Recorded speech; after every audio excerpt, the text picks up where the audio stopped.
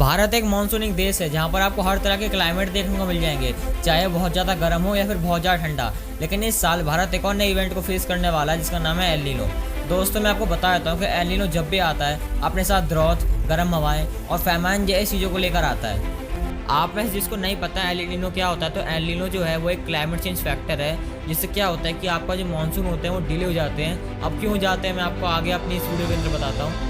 सो आज की इस वीडियो के अंदर हम जानेंगे कि एल नीनो बनता कैसे है, एल नीनो होता क्या है और वो क्या इम्पैक्ट डालता है हमारी कंट्री के ऊपर। So let's begin. तो अब बात करते हैं कि एल नीनो फॉर्म कैसे होता है। तो क्या होता है कि आपका जो पैसिफिक ओशन है उसके ईस्ट साइड पर आपका नॉर्थ अमेरिका और साउथ अमेरिका आते हैं, और वहीं दूसरी तरफ वेस्ट डायरेक्शन के अंदर एशिया और ऑस्ट्रेलिया आते हैं। तब क्या होता है कि आपका जो साउथ अमेरिका होता है उसकी कोस्ट पर जमा होता है गर्म पानी। अब क्या होता है कि जो आपका ओशन विंड होती है, जिन्हें हम ट्रेड विंड भी कहते हैं, वो चलती हैं आपका ईस्ट टू वेस्ट डायरेक्शन के अंदर, मतलब साउथ अमेरिका से ऑस्ट्रेलिया और एशिया की तरफ चलती हैं। तो आपका जो साउथ अमेरिका की कोस्ट पर जो गर्म पानी जमा होता है उसे भी अपने साथ बहाकर ऑस्ट्रेलिया और एशिया की कोस्ट पर लाकर जमा कर देती हैं। जिससे क्या होता है कि जहाँ पर पहले गर्म पानी था साउथ अमेरिका की कोस्ट पर, वहाँ पर ठंडा पानी आ जाता है गर्म पानी के ना होने से, और जो सारी मछलियाँ होती हैं वो भी ऊपर आ जाती हैं ठंडे पानी के चक्कर में। जिससे क्या होता है कि आपके जो साउथ अमेरिका के लोग होते हैं उनको ज़्यादा मेहनत नहीं करनी पड़ती मछलियाँ ढूंढने के लिए, और फिर उनको व्यापार करने में भी बहुत ज़्यादा आसानी होती है। अब ये जो होता है आपका नॉर्मल सिचुएशन होती है, जिसके अंदर आपका जो साउथ अमेरिका की कोस्ट पर जो गर्म पानी इकट्ठा होता है वो ट्रेड विंड के कारण ऑस्ट्रेलिया और एशिया की कोस्ट पर आ जाता है।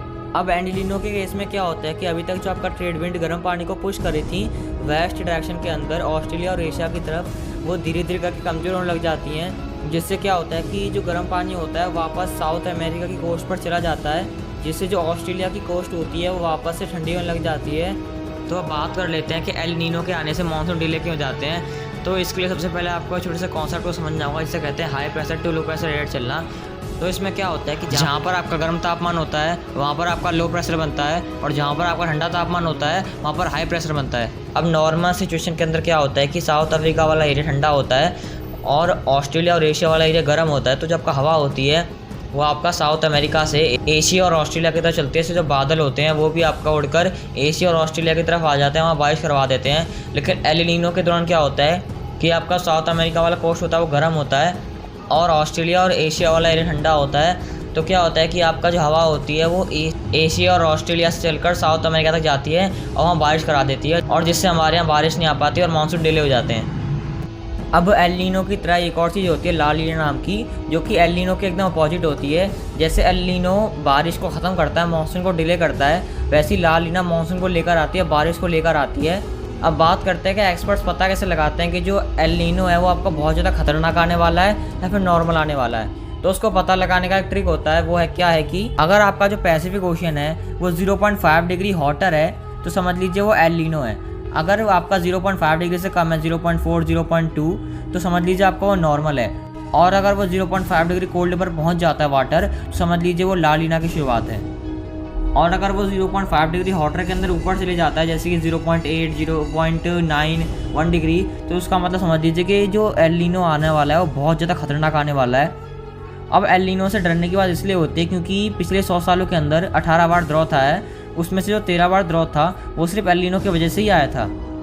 तो चलिए अब एल नीनो से होने वाले इम्पैक्ट के बारे में जान लेते हैं। तो इसी चीज़ के लिए एक डार्थमोथ कॉलेज नाम के रिसर्चर्स ने एक रिपोर्ट को पेश किया, जिसके अनुसार इस साल एल नीनो के चलते हमारे पूरे वर्ल्ड को 3 ट्रिलियन का लॉस होगा।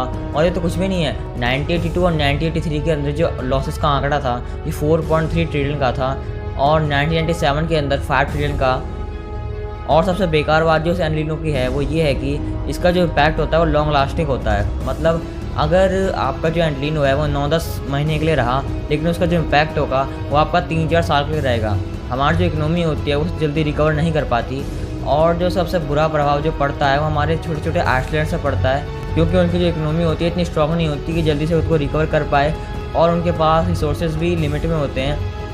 और सेकंड नंबर पे जो सबसे ज़्यादा नुकसान होता है वो हमारे किसानों का होता है, क्योंकि बारिश के ना होने से बहुत सारी फसलें सूख जाती हैं और बहुत जगह पर सूखा पड़ जाता है। लेकिन आज के टाइम में बहुत सारे किसान ऐसे हो गए हैं जो अब बारिश पर डिपेंड नहीं रहते। लेकिन आज के टाइम में बहुत जगह ऐसी हैं जहाँ पर लोग बारिश पर डिपेंड रहते हैं खेती के लिए।